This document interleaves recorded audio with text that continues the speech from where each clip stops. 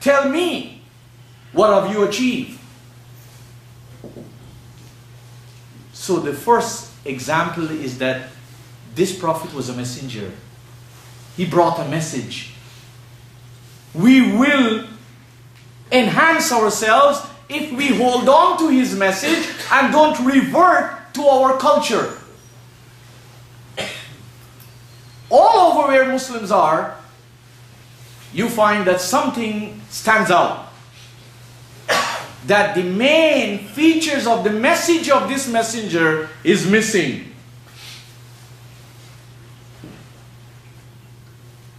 We call the message that he brought, it is popularly known as Islam. And I want to give you from the dictionary, just a very tiny dictionary analysis of Islam. The word Islam comes from the Arabic verb, root verb, salima. Sin, lam and mim, salima. And salima means to be safe. So Islam has everything to do with safety. Salima means to be safe. So Islam has everything to do with safety. So you can see the similarity with Islam and Iman, what I said last week. It is not a slogan. It is not an expression. It's a dynamo. So Salima means to be safe and sound. To be unharmed. To be secure. To be faultless. To be certain and to be established. This is Salima.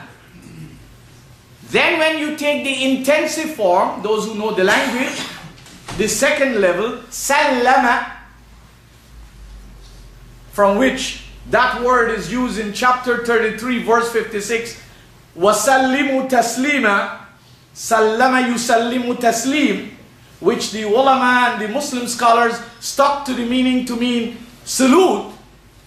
Let me give you the dictionary meaning and show you how much of salute is in that verb and how much of other things that are in that verb that are not told to the Muslims. That's why the Muslims feel they're doing a great job, a great respect to the Prophet when they hear his name to say sallallahu alayhi wasallam. Although that's far from being the real sense of the meaning. So sallama means to preserve. Sallama means to preserve. It means to keep from injury. It means to protect from harm. It means to deliver, to hand over. It means to surrender. It means to resign.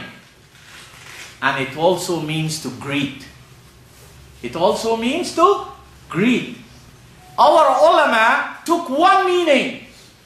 وَسَلِّمُ تَسْلِيمًا, and they say it means to greet the Prophet. So Muslims, even though the Prophet died 1500 years ago, they're still sending salam on the Prophet in his grave. That's their upbringing. And you have millions of Muslims in the Caribbean, in Pakistan, in Sri Lanka, in many parts of the world, in Canada. They conduct programs throughout their life, which they call ta'zeem programs. And what they do, they normally sit down and sing and do all their poetry and whatever. But at a certain point, they say you have to stand up. Because why? The Prophet is coming out of the grave and he's entering the house. So they tell the people, if you don't stand up, you have disrespected the Prophet. And of course, like anything else, there's a fight over that as well.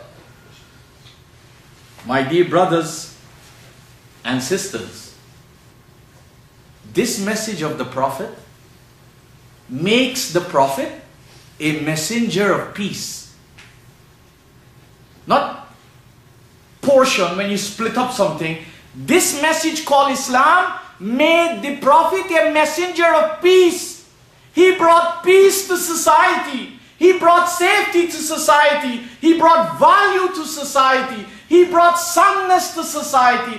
He brought the capability of removing harm and vulnerability and danger from society. Look at the Muslim countries and Muslim communities, and you see peace is missing. You see safety is missing. You see soundness is missing. But they all feel they are following this messenger and they love him and nobody can love him. Have we understood his message? If we understood his message, if you disagree with me, you wouldn't be trying to take off my head. If I disagree with you, I wouldn't be trying to bomb you and destroy you. But go to the Muslim communities. You don't have freedom of speech. Do you have it in the Arab world? You don't have it. Ask the Arabs. You don't have it in Asia. You don't have it in any Muslim masjid. You don't have freedom of speech. Then what kind of Islam of the Prophet are we following? One of the greatest badges of this messenger, he was a messenger of peace. He was a messenger who brought stability.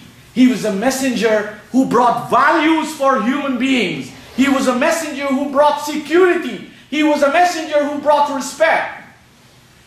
Let us consider these things. Because of the time we started today, there's only this much that I can leave with you and myself. If you have never done it before, I'm sure you have read all these books that are in the bookstores all over. And those who own the bookstores, they're glad for these things because they make a lot of money out of it. It's like those who sell all these Islamic clothing, it's a big thing. Because this is what the community wants. The question is, what do all of these things do to enhance the lives of the people and elevate them out of the slavery they are in? Who's worried about that? If the people don't worry about it, why would the economic businessmen and women worry about it? So I leave this with myself and you to consider. Study the seerah of the Prophet in the Qur'an.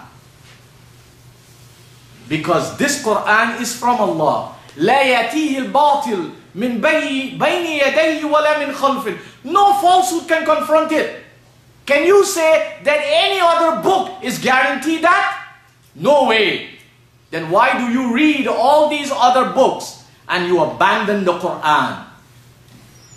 Think about what I have said. I am just a human like you. If I talk nonsense, just throw it away, akhi.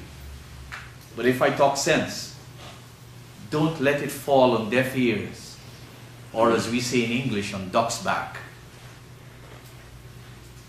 I hope that you and I will continue to seek the opportunities for good health and for life, because all the goodies are only possible when we are alive.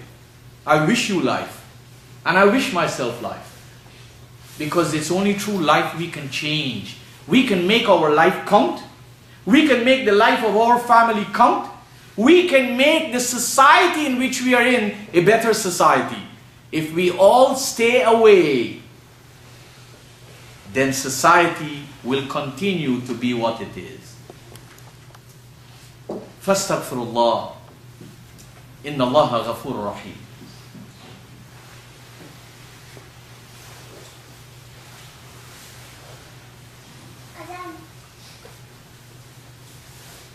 Dear brothers and sisters, in conclusion, I want to ask you to make an effort in your life to discover this Prophet. I can assure you, what you will find in the Qur'an will be quite different from what you find in all the story books written about the Prophet outside. Because those books are written from a historical point of view, much of which is questionable. Much of which is fables. Much of which is narrations. If you understand how historians write and how they put things in their books, you'll be amazed. I agree that everybody understands that the Qur'an is from Allah. It is the only book on the earth, we Muslims believe, that has the statement, ذَلِكَ الْكِتَابِ لَا رَيْبَ فِيهِ. This book there is not an iota of doubt.